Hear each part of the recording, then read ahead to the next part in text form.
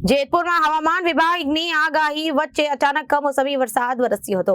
જેતપુરમાં ગાજવીજ સાથે કમોસમી વરસાદ વરસતા શહેરમાં વહેલી સવારથી જ ગાજવીજ સાથે ધીમી ધારે વરસાદ કમોસમી વરસાદને લઈ જેતપુર પંથક તલીના પાકને નુકસાન અને દહેશત ફેલાઈ હતી।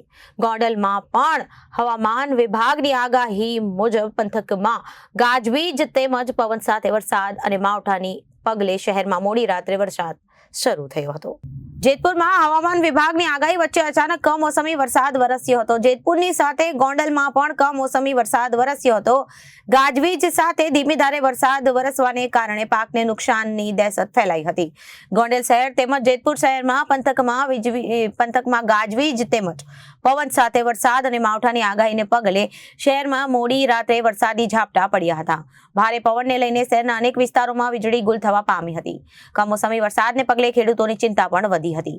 Bureau report Janadesh news.